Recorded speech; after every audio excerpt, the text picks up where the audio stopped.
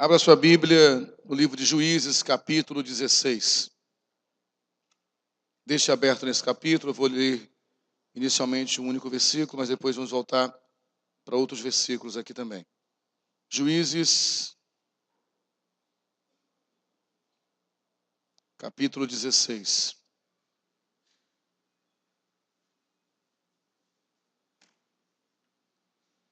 Apenas o versículo 20 inicialmente. Juízes 16, 20.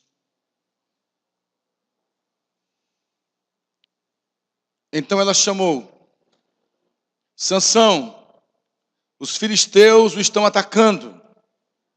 Ele acordou do sono e pensou: sairei como antes e me livrarei. Mas não sabia que o Senhor o tinha deixado. Não sabia que o Senhor o tinha deixado. Não sabia que o Senhor o tinha deixado. Pai, eu quero te pedir que, de forma misericordiosa, o Senhor me utilize como instrumento nessa noite para alcançar corações e mentes aqui, Senhor. Nos levantamos contra todo espírito contrário à tua palavra. Toda e qualquer atuação maligna, toda e qualquer intervenção satânica. Se porventura alguém deu legalidade e por conta disso algum principado ou potestade entrou nesse ambiente, que ele seja repreendido agora na autoridade que há no nome de Jesus. Nós impedimos que Satanás atrapalhe esse momento. Nos levantamos intercedendo para que se cumpra a oração do apóstolo Paulo na sua carta aos Coríntios, quando diz que as armas da nossa milícia não são carnais, mas poderosas em Deus para destruir fortalezas. Que toda fortaleza na mente seja destruída nesse tempo, Pai. Anular sofismas e altivez que se levantam contra o conhecimento de Deus. E que as mentes, os pensamentos, nossas mentes, nossos pensamentos, como diz tua palavra, sejam levados cativos à obediência de Cristo nessa noite. Para que essa semente que é poderosíssima, Senhor, encontre em nossos corações solos férteis para produzir frutos que permaneçam. Assim oramos e cremos, em nome de Jesus. Você que crê e concorda com essa oração, pode dizer amém? Mas não sabia que o Senhor o tinha deixado. Essa sentença, essa frase, essa declaração bíblica, talvez seja uma das mais terríveis, mais tristes e mesmo mais trágicas. Não sabia que o Senhor o tinha deixado. Por não saber algumas coisas, pessoas tomam decisões muito erradas. Por não saber o risco de uma decisão, muita gente está colhendo algo muito ruim. Por desconhecer. Pode ser que alguém não saiba, não perceba. Por exemplo, que não se atente para que a sua habilitação está fora de validade, por exemplo, para dirigir. Ou que o visto para entrar em outro país está expirado.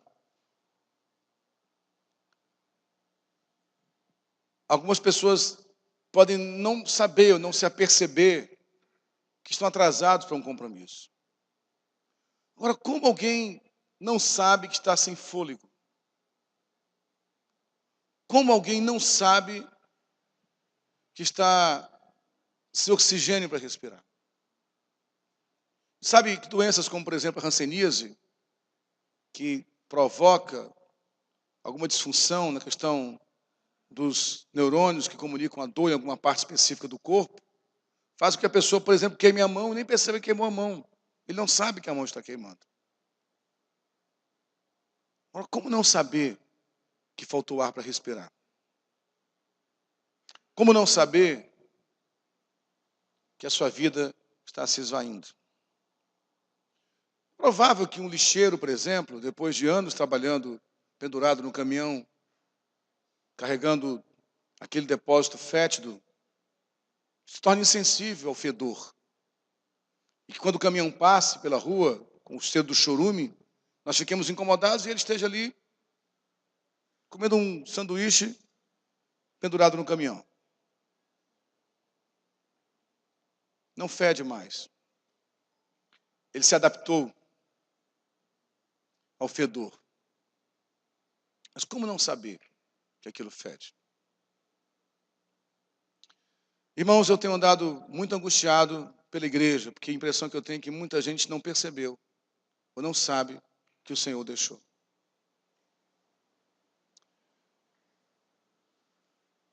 Caminhando entre tantos lugares, conversando com tantas pessoas, muitas vezes minha alma tem se angustiado por causa disso.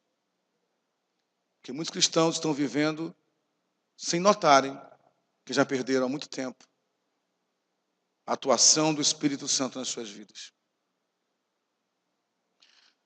Eu sei que nós estamos falando do Antigo Testamento. A história que lemos, você já deve saber, que é a história de Sansão. E quando Sansão se levanta,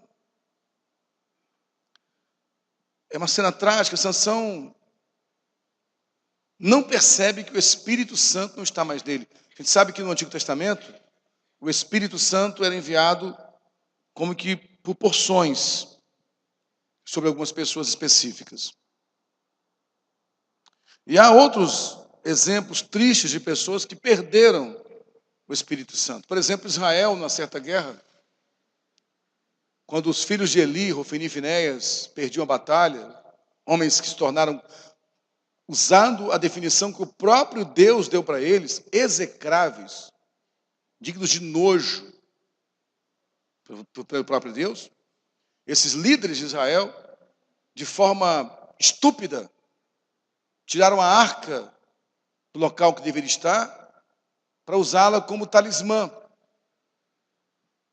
E morreram de forma desgraçada e a arca foi levada. Enquanto a arca era levada, quando o sacerdote Eli recebe a notícia triste do duplo luto que ele sofria pelos 2 filhos morrerem de forma repentina e cruel, quando ele recebe a notícia que a arca de Deus foi levada, ele cai da cadeira, todos conhecem essa história, no primeiro livro de Samuel, morre e ao mesmo tempo tantas tragédias concomitantemente acontecendo, a sua nora dá à luz uma criança e quando ela está dando à luz ela percebe que está morrendo e ela lança uma sentença. Essa criança vai se chamar Icabode, de acordo com algumas versões, que quer dizer foi-se a glória de Israel.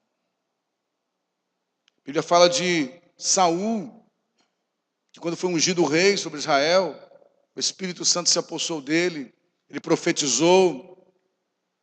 Mas quando Saul abandona totalmente a vocação pela qual foi chamado, diz a Bíblia que o Espírito Santo se retirou de Saul e o espírito maligno da parte de Deus atormentava Saul.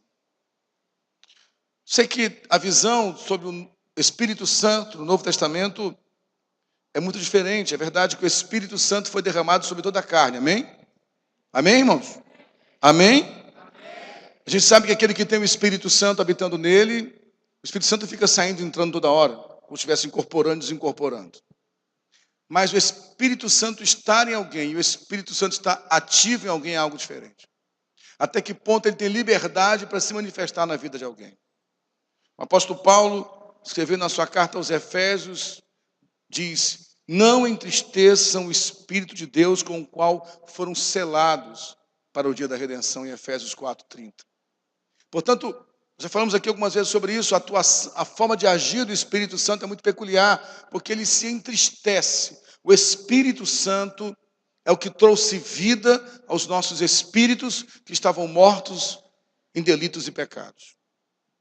Quando nascemos de novo, na atuação da regeneração, do novo nascimento, nosso espírito que havia se afastado da vida no pecado desde o Éden, retoma a vida pelo Espírito Santo, porque nosso Espírito é dele, na verdade, veio dele. Ele devolve a vida a nós. E esse Espírito Santo, então, como diz a carta de Paulo testifica com o nosso espírito que nós somos filhos de Deus. E a verdadeira alegria, diferente da felicidade que o mundo propõe, só existe no espírito. Aliás, só existe qualquer coisa no espírito.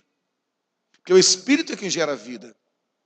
Quem está em Cristo tem vida, porque o Espírito Santo habita nesse Espírito e dá a verdadeira alegria, aquela alegria que Paulo fala aos Filipenses quando diz: alegrai-vos sempre no Senhor. Outra vez vos digo, alegrai-vos sempre. Como alguém pode se alegrar sempre? Já pregamos muito sobre isso aqui. A alegria que vem da palavra contentamento, é dessa alegria que Paulo está falando, estar contente, e a palavra contente vem de conteúdo. Quem tem conteúdo no Espírito Santo está plenamente satisfeito.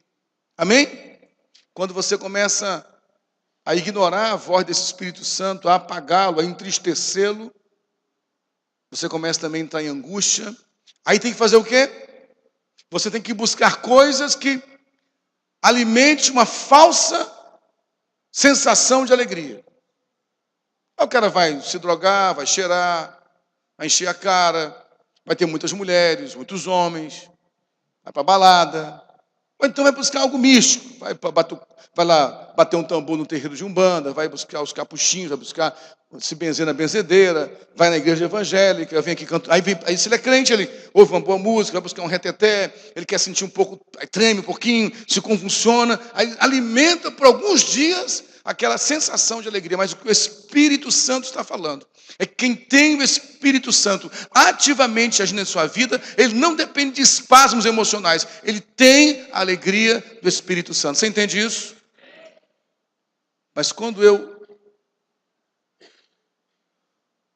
impeço essa atuação, quando eu decido viver uma vida distante do que ele desejou para mim, eu entristeço esse Espírito Santo. E algumas vezes eu nem percebo que ele não está agindo em mim. Por isso eu digo, como eu sou capaz de não perceber isso? Como é que eu poderia viver sem ar para respirar? A igreja brasileira, em alguns momentos, nós, igreja, não estou falando da instituição, nós, igreja brasileira, temos que acordar para isso, porque a história aponta em vários países do mundo que esse mesmo Espírito que deu vida a tantas igrejas foi adormecido. E essas pessoas hoje estão mortas e nem percebem, porque não tem mais o fôlego de vida. Como alguém pode estar vivendo sem respirar e não perceber? Nós substituímos aquilo que é insubstituível, que é a atuação do Espírito Santo, por um culto legal, por um culto bom. Aí nós chegamos a esse absurdo de dizer, o culto hoje não foi bom. Como o culto não foi bom? De que você está falando? Que show você foi? Que espetáculo? Culto nós oferecemos, irmãos. Amém? Amém? Quando nós pensamos que esse ponto, o culto hoje não foi bom, nós não estamos entendendo nada do que é cultuar o Senhor. Nós estamos dependendo de algo externo para produzir em nós emoção. Deixa eu falar uma coisa contigo. Tudo que nasce do homem morre no homem. Só a vida no que nasce em Deus. E o que nasce em Deus não depende do esforço do ministro, não depende do esforço do pregador. É simples comunicação do Espírito Santo com o teu Espírito. Só isso. Nós estamos mortos algumas vezes e nem percebemos. A Bíblia fala também da igreja de Laodiceia, em Apocalipse 3, que dizia, eu estou rica, adquiri riquezas, não preciso de nada.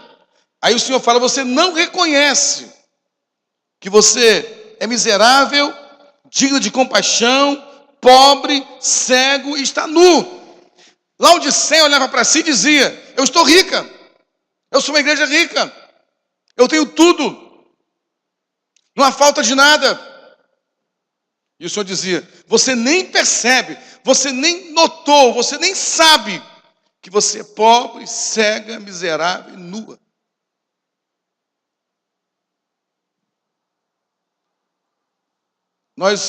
Hoje o Aldo trouxe uma palavra muito firme pela manhã sobre famílias, sobre nós vivemos de aparências. Muitas vezes nós como pastores, e quando viajamos assim, então, você vê como isso é forte, como que as pessoas buscam o tempo inteiro aparência. Está até falando sobre isso. A gente faz questão de, nas conversas, deixar bem claro quem somos, de onde somos. Não, eu moro na Baixada Fluminense, nossa igreja é uma igreja simples, nós moramos numa casa alugada, nossa vida é vida comum. Para deixar bem claro, vocês não estão lidando com nenhuma celebridade, eu sou isso aqui mesmo. Nosso culto é um culto, nem sempre é tão bom, e a gente vai deixando bem claro quem somos, porque há uma necessidade hoje de aparência. A estética tomou o lugar da vida. Meus amados, por favor, quando começamos a nos cobrar uma resposta para o que a sociedade exige, a gente começa a perder a vida. Como o Aldo disse hoje, nós assumimos o papel que as pessoas dão para nós, porque falta vida. É interessante que a história de Sansão tem muito a ver com a história de Israel naquele tempo. Eu quero que você veja que momento era aquele. Está no livro de Juízes, volta lá para o capítulo 2, por gentileza. No capítulo 2 de Juízes.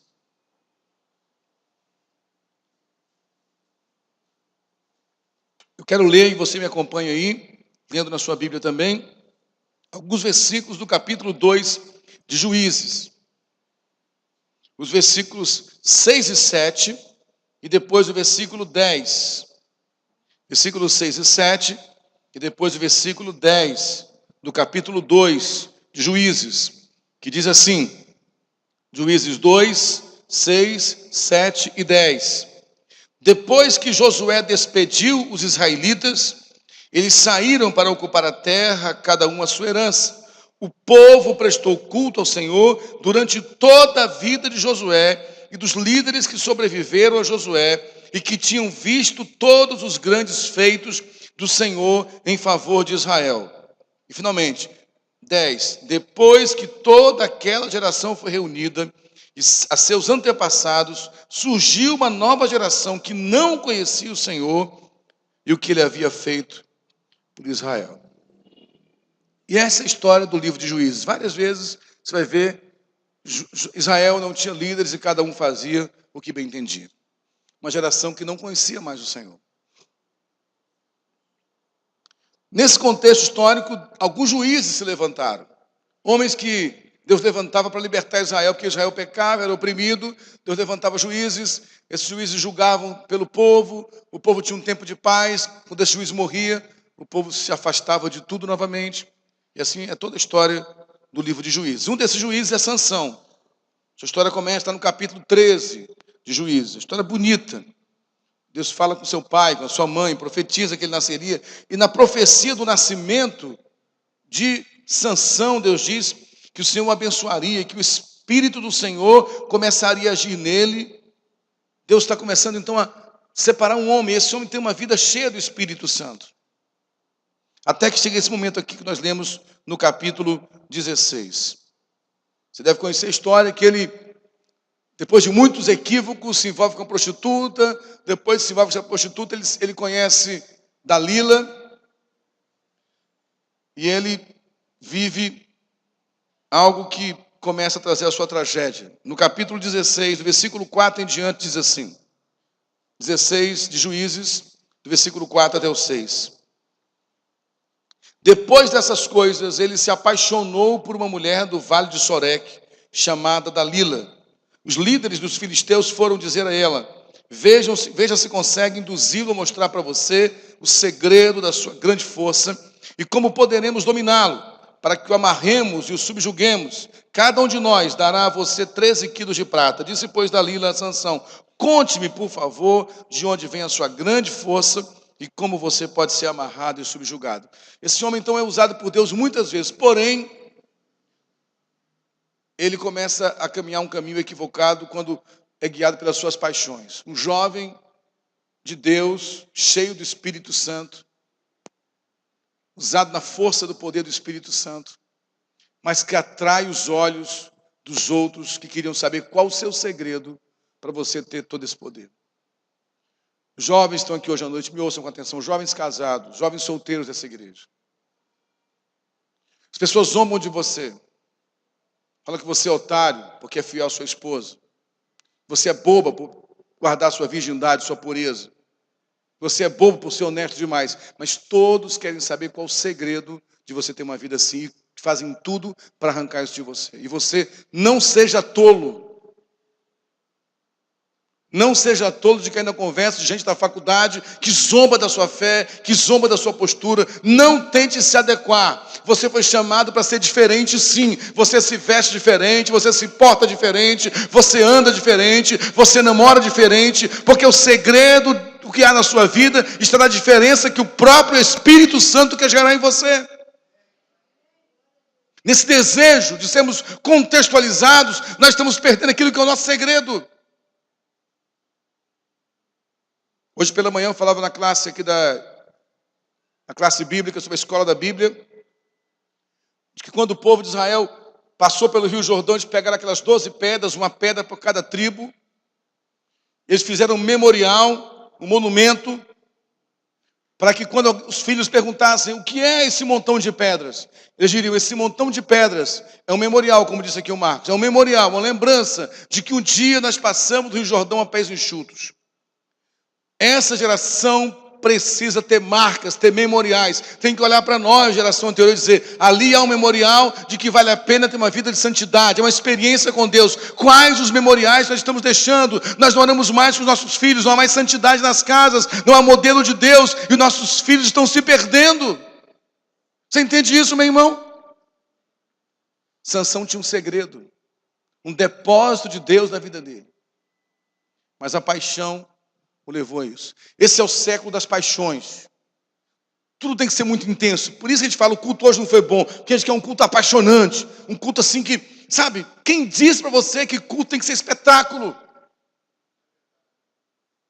E nem todo culto, o ministério do louvor vai arrebentar de tocar bem. E nem todo culto eu vou pregar muito bem. Vai ter culto que minha pregação vai ser totalmente aguada, sem sentido. E daí você veio oferecer culto ao Senhor. Você não pode depender de paixões, meu irmão. Para de viver de sentimentos. Nós não fomos chamados para viver de paixões, de sentimentos. Fé não é para sentir, fé é para conhecer. Quantas vezes Deus usou o pastor Paulo Júnior de Goiânia falando isso para nós aqui, que a fé é conhecimento, mas nós queremos sentimento, paixão o tempo inteiro. É lógico que é bom ter paixões, mas muito mais que paixões, é importante ter convicções pelo Espírito Santo, meu irmão. Você pode dizer amém por isso? As paixões roubaram as convicções de Sansão. E aí ele entrou numa rota muito perigosa que muitos cristãos têm entrado hoje. Ele começou a brincar com o que não deveria brincar. Dalila diz, Dalila recebe uma proposta, aquela mulher sedutora, que apaixonou, que fisgou o coração de Sansão, recebe uma proposta dos filisteus, os grandes inimigos de Israel. Convença Sansão a dizer para nós qual o segredo da sua grande força. Se você conseguir, você vai ser premiado. Então Dalila começa um jogo com Sansão. Você vai ver várias vezes Sansão brincando. No capítulo 16, ainda, eu vou ler aqui salteado 3 versículos. O versículo 7, o versículo 11 e o versículo 13. 16 de Juízes, versículos 7, 11 e 13. Diz assim: respondeu-lhe Sansão: se alguém me amarrar com 7 tiras de couro, ainda úmidas, ficarei tão fraco quanto qualquer outro homem. Depois ele diz: se me amarrarem firmemente com cordas que nunca tenham sido usadas, ficarei tão fraco quanto qualquer outro homem. Também ele diz: até agora, aí Sansão, Dalila diz a Sansão: até agora você me fez de boba e mentiu para mim, diga-me como pode ser amarrado.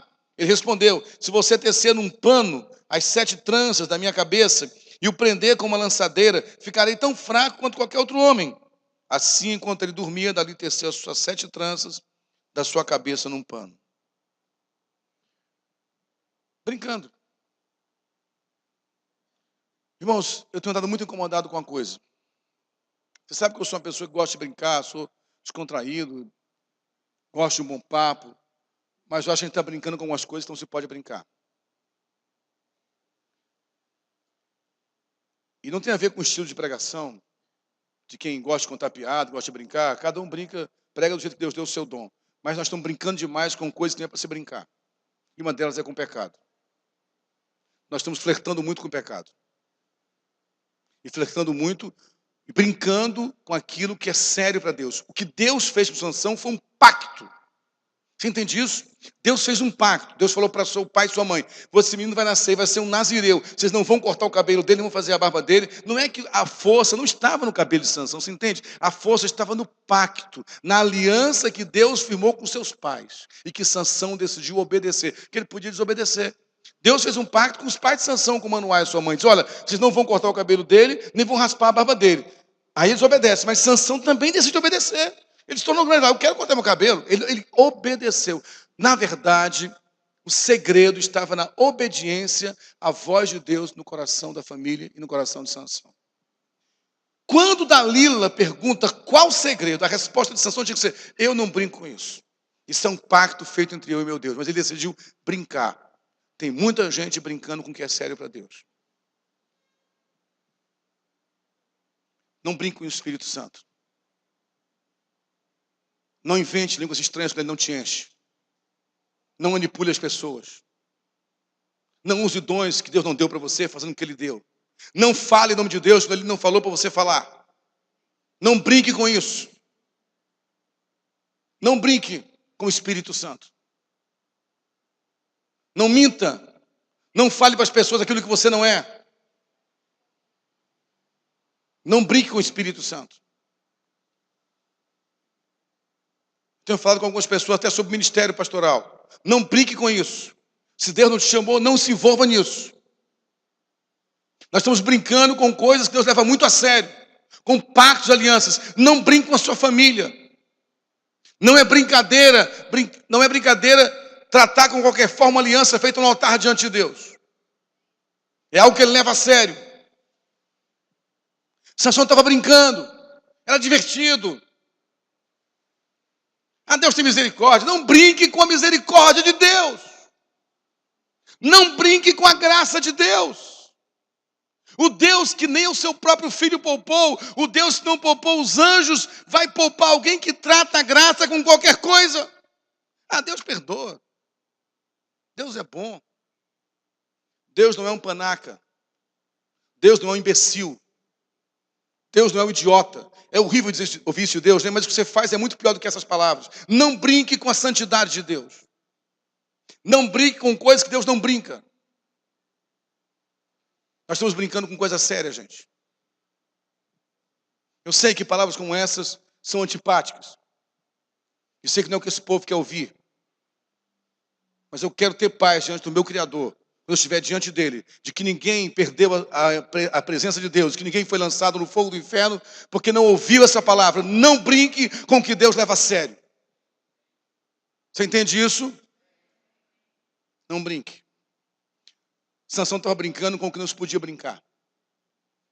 Eu vejo uma geração que brinca com o som do Espírito Santo. Sabe, fica um negócio muito sério isso. Ai, tem anjo aqui, tem anjo aqui. Que anjo? Você viu anjo onde, rapaz? Para de brincar, rapaz. Ver anjo é coisa muito séria. Quem viu anjo tremeu, se borrou nas calças. Então, papo que viu anjo, Deus falou, Deus disse. Quando Deus falar, Ele fala mesmo. Quando Deus falar, teu coração vai ferver, você não vai ter paz enquanto não obedecer o que Ele falou. Para de falar o que Deus falou, se é só impressão tua e um sentimento. Não misture as coisas, não brinque com o que o Espírito Santo está falando. Posso ouvir amém, irmãos? Sansão brincou. Por favor, irmãos. Sabe, nós criamos ferramentas ótimas. Na eletrônica, entre elas o Facebook. Para de brincar com isso. Estamos ouvindo direto história de adultério e começou com bate-papo em Facebook. Está direto isso. Estão brincando com coisa séria. Casais brincando com isso. É só uma curtição, é só uma onda. Eu vou entrar só para ver quem é. Vou só bater um papo, vou só ver uma foto. Daqui a pouco está no motel, está transando. Não brinque com isso. Não brinque. Gente, os relatos são muitos. Não brinque com a sexualidade dos seus filhos. Tem pais brincando com isso. O índice de homossexualidade dentro da igreja está crescendo cada vez mais, porque há pais brincando, a gente ensina, a gente fala sobre papéis, sobre funções da família, e eu, muitas vezes, e Patrícia, os pastores dessa igreja são tratados com chacota. Não brinque com isso. Nós levamos isso a sério. Família é projeto de Deus. Não brinque. Não brinque com isso. Sansão brincou. Havia uma hora, no versículos 15 em diante, que é muito forte. Estamos em Juízes 16, amém? Alguém comigo aí pode dizer amém? Juízes 16. Puxa vida, eu queria voltar com uma palavra mais mansa hoje. Perdoe. Deus sabe o que você...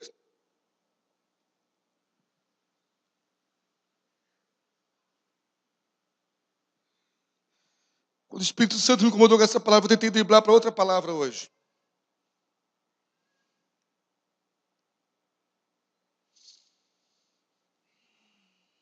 Juízes 16, 15.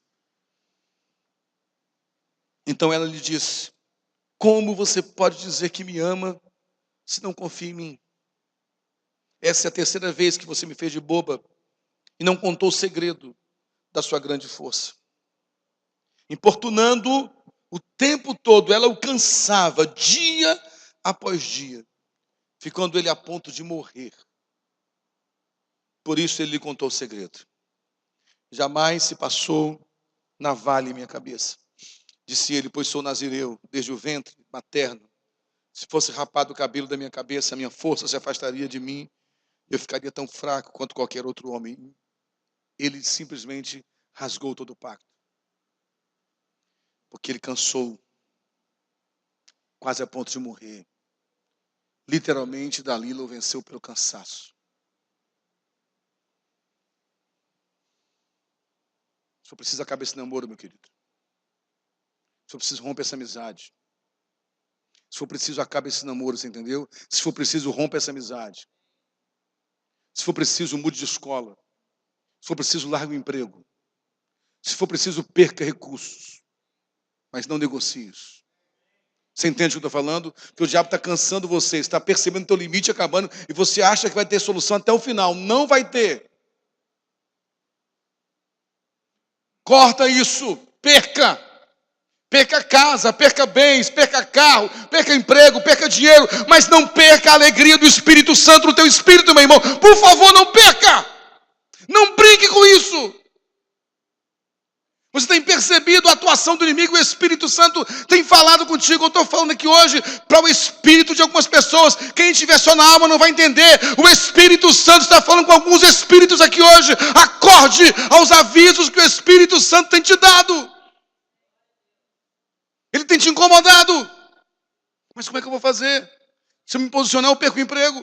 Se eu me posicionar, eu perco essa opção. Perca! Quem disse para você que evangelho não é renúncia? Quem te falou desse evangelho? Evangelho é perda. Você mais perde do que ganha. Para ganhar no final. Sansão percebeu. Ele estava se cansando. Ele estava enjoando, mas não parou de brincar. Mas é meu amigo. Eu gosto dele. Mas está te levando para o pecado, você sabe disso. Ah, mas é sua amizade. Mas ela está cada vez mais sensual contigo no trabalho. Começou só com um aperto de mão. Você sabe do que eu estou falando. Depois passou as pernas roçando na sua perna. Você percebeu isso? Até onde você vai, meu filho? Você sabe que esse vizinho começou com simpatia contigo. Está muito bonita hoje. Que engraçada que você está hoje. Até quando você vai? Esse namoro começou só com um simples namoro. Não, a gente vai só até aqui. A gente sabe a hora de parar. Sabe nada. Você está brincando com o que não se pode brincar.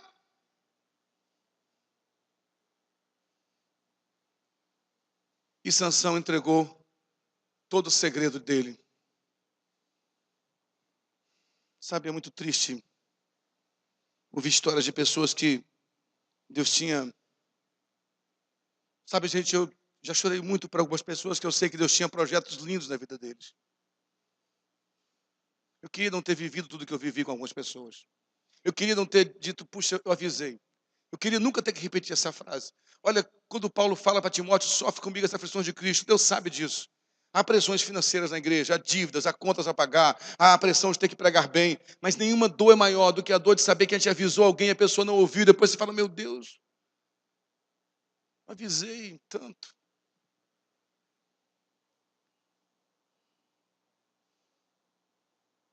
E as consequências?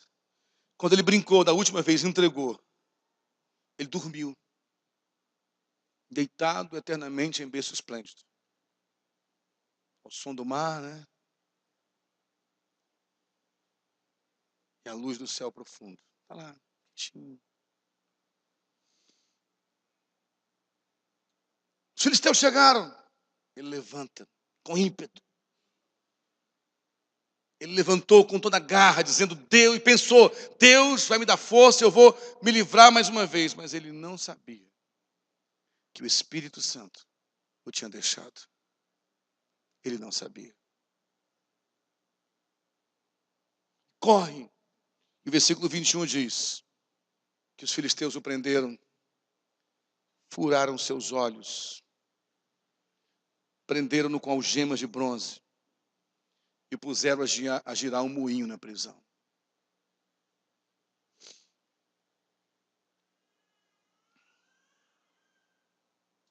E o final de Sansão diz, no final do capítulo 16, quando ele recupera as forças depois que o cabelo cresce. Algo interessante aconteceu. Na prisão, o cabelo de Sansão voltou a crescer. Ele teve força de novo. E a sua última força foi para rodar, empurrar as colunas do templo de Dagom. Ele matou todo aquele povo, mas ele morreu também. E diz a Bíblia que maior foi o número de pessoas que Sansão matou na sua morte do que em toda a sua vida. Como se acaba que se conta. Como se acaba que se conta.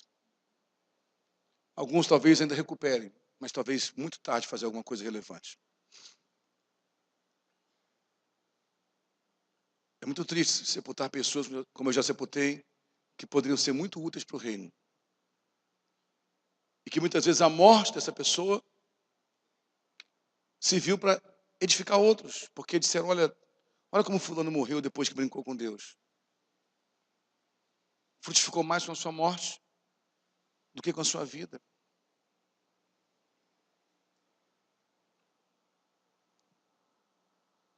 Hoje eu também, lembrando da classe hoje de manhã, Cléia perguntou por que Deus foi tão duro com Moisés. Só porque ele feriu a pedra. Eu falei, peraí, esse é um dos assuntos da Bíblia que eu tenho muita dificuldade de entender. Tem algumas coisas em Deus que Moisés não pôde entrar na terra prometida depois de tanta dedicação. Tem coisas que você fala, Deus, não entendi, cara. Pô, foi demais também, não podia reduzir um pouco. Mas eu comentei com eles algo que para mim serve de lição. Sei que nem com Moisés ele brincou com isso. Porque quanto mais você recebe de Deus, mais séria a situação fica. Por isso me apavora ver pessoas brincando com o que é santo.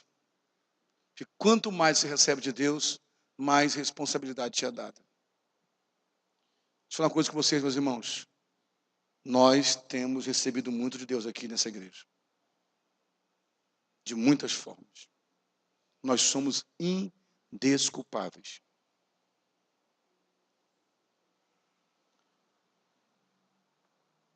Sansão brincou com o que não se podia brincar. E morreu dessa forma. Mas há uma esperança. Eu quero que você dê um pulo agora lá em Apocalipse, capítulo 3. Apocalipse 3.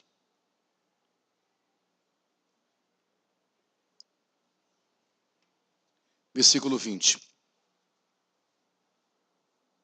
Apocalipse 3, 20.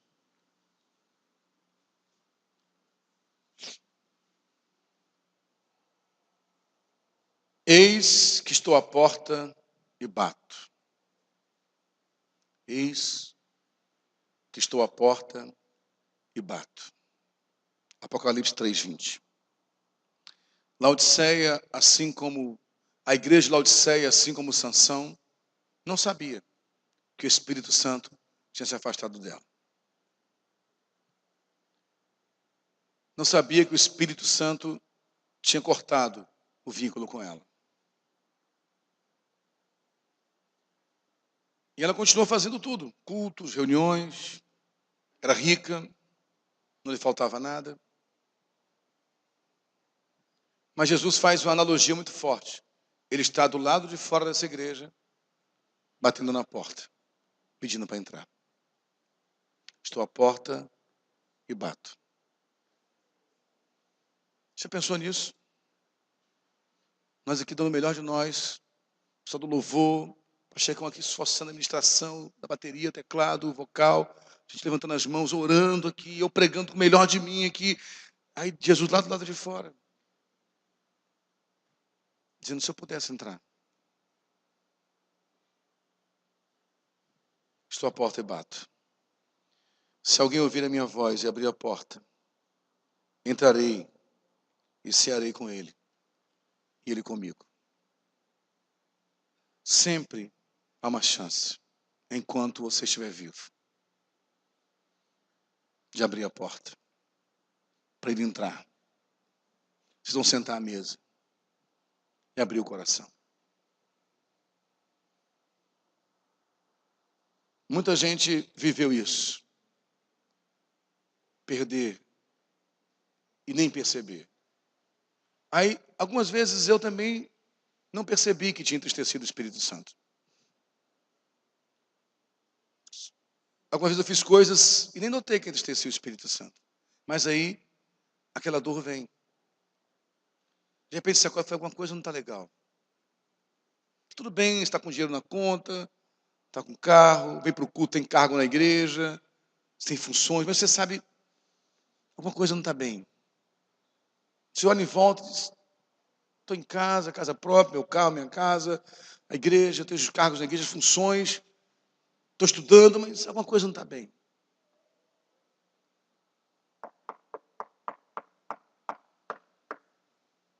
Ele está chamando. Essa palavra não é para pecadores. Eis tua porta e bato não é um texto para não crentes. O Senhor está batendo em algumas portas aqui hoje. Ele bateu na minha, quando me deu essa palavra. Eu já ouvi ele bater algumas vezes, eu percebi, caramba, deixei ele do lado de fora. Que dor quando eu percebo que eu deixei ele do lado de fora.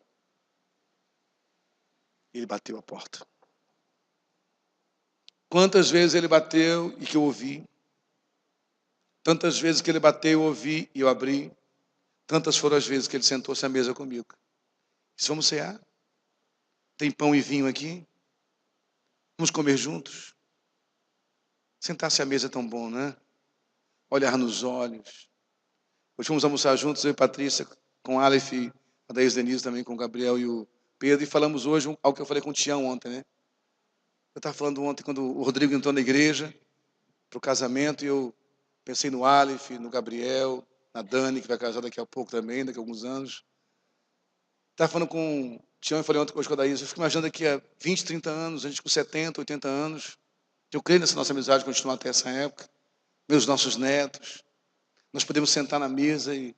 Hoje conversamos coisas assim, quando conhecia a Daís, a gente era solteiro, os dois são casados, têm filhos rapazes já. A gente quantas vezes fala sobre isso, né? Eu penso um dia sentar com ele, contava já anciãos mesmo, eu sonho com isso mesmo, sim. Porque a velhice é um grande dom de Deus, um grande presente de Deus. Poder sentar-se à mesa e lembrar dos tempos que vivemos. É muito bom sentar à mesa com quem a gente ama, gente.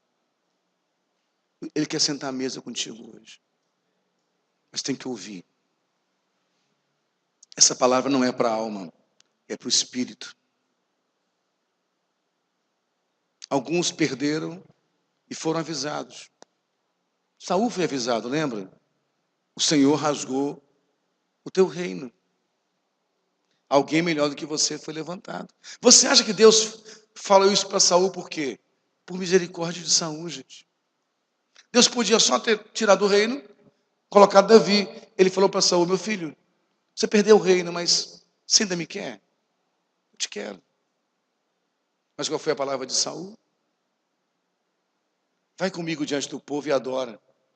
Porque Saul não podia perder o status de rei.